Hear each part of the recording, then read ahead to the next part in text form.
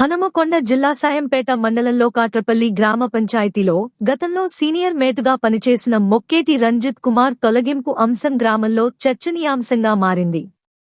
ఆయన చేపట్టిన అనేక ఈజీఎస్ పనుల్లో అవకతవకలు జరిగాయని ఆరోపణలు రావడంతో గ్రామ పంచాయతీ సర్పంచ్, ఉప సర్పంచ్, వార్డు సభ్యులు కలిసి సమావేశం నిర్వహించి మేటును తొలగిస్తూ తీర్మానం చేసినట్లు సమాచారం.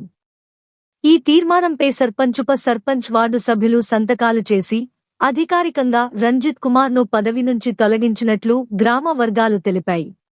అయితే ఇటీవల ఉప సర్పంచ్ మేటు తొలగింపుకు సర్పంచే కారణమని ఆరోపణలు చేయడం వివాదానికి దారితీసింది. దీనిపై స్పందించిన కాట్రపల్లి సర్పంచ్ మేటును తొలగించడం వ్యక్తిగత నిర్ణయం కాదు, గ్రామ పంచాయతీ సమావేశంలో తీసుకున్న సామూహిక నిర్ణయం. దీనికి ఉప సర్పంచ్ సహా వార్డు సభ్యులందరూ సంతకాలు చేశారని స్పష్టం చేశారు. మీడియా ముందు గ్రామ పంచాయతీలో ఆ రోజు జరిగిన తీర్మానం కాపీని చూపిస్తూ అందులో ఉప సర్పంచ్, వార్డు సభ్యుల సంతకాలు ఉన్నాయని వివరించారు. తమపై వస్తున్న ఆరోపణల్లో ఎలాంటి నిజం లేదని సర్పంచ్ తెలిపారు. జగన్, మొగిలి వెంకటరాజం, నర్సయ్య, మొగిలిరాజయ్య, సుమన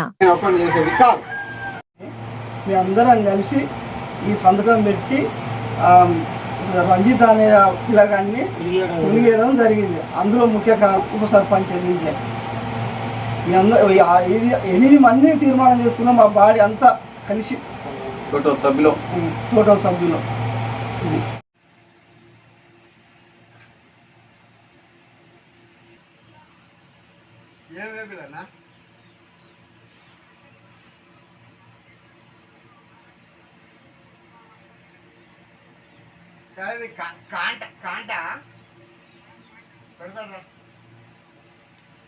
ఇది సోషల్ ఆడిట్ అనేది ప్రతి సంవత్సరానికి ఒక్కసారి అవుతుంది. ఇది అందరూ ఊరోళ్ళు మొత్తం అందరి సమక్షంలో ఆడిట్ అవుతుంది. గ్రామసభ పెట్టినాకనే అలా అవకతవకలు జరిగినట్టు నిర్ధారణ అయినాకనే ఈ గ్రామ పంచాయతీ తీర్మానం అనేది రాసి మేము తొలగియడం జరిగింది. ఇది ఆషామాషిగా కాదు, ఇది నా పైన కావాలనే బురద చల్లుతున్నారు టీఆర్ఎస్ నాయకులు. వాళ్లకు ఇరిసిబెట్టను, తప్పనిసరి వాళ్ళ మీద పరువు నష్టాలు దావా వేస్తా, చేసేస్తా. వాళ్ళు ఏమనుకుంటారో మమ్మల్ని అందరినీ బదనాం చేయడానికే చేస్తున్నారు. వారు గతంలో ఉన్న మేటు దగ్గర నుంచి కొన్ని మందులు పైసలు తీసుకొని ఇట్లా మాట్లాడుతున్నారు. లేక వాళ్ళకు మాట్లాడే అర్హత లేదు. ఇది కావాలనే చేస్తున్నారు మా మీద. మా ఎమ్మెల్యే దృష్టికి తీసుకెళ్తా, మా ఎమ్మెల్యే గారి పరువు తీయడానికే చేస్తున్నారు మా గ్రామంలో. దీనికి తీవ్రంగా ఖండియాలని మీడియా మిత్రులకు కోరుకుంటున్నాను.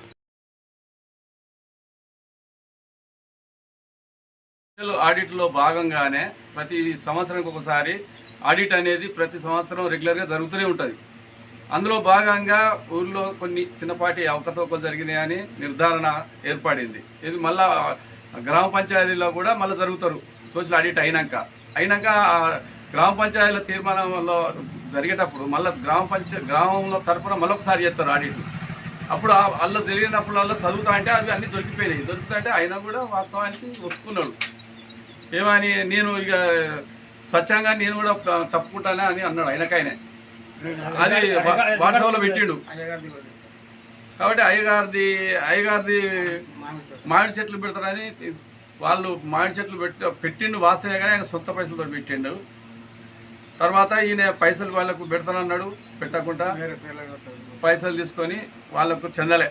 కాబట్టి అది ఇంకా 2-3 అవకతవకలు కొన్ని కాంగ్రెస్ పార్టీ ఇక్కడ చురుకుగా పనిచేస్తుంటే రోడ్లు కానీ డ్రైనేజ్ కానీ ఇలాంటి చిన్న చిన్న పనులు అన్నీ చేస్తుంటే దీన్ని ఓర్వలేక వీడి మచ్చబడాలని కొంత బురద జల్లే కార్యక్రమం చేస్తున్నారు.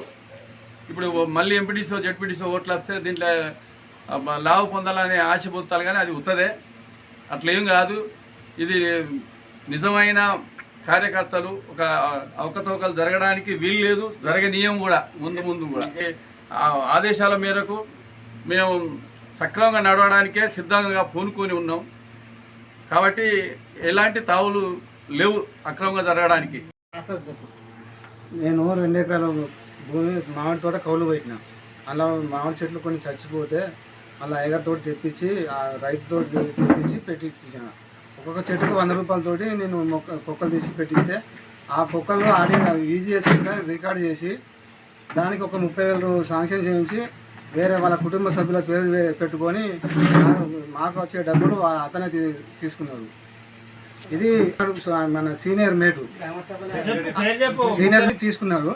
అది సోషల్ ఆడిట్లో బయట దొరికినందుకు అది నేను డైరెక్ట్ సాక్ష్యంగా నేను చెప్పిన, అది నేనే పెట్టించిన చెట్లు, అది నేను కౌలు తీసుకున్న భూమిని, అది నాకు వచ్చే డబ్బులు ఆయన కుటుంబ సభ్యులకు పేర్లు పెట్టుకొని అదనంగా 30,000 లబ్ధి పొందిండు. అది సోషల్ ఆడిట్లో దొరికింది కాబట్టి అదనంగా ఆయనను తొలగించడం జరిగింది. అది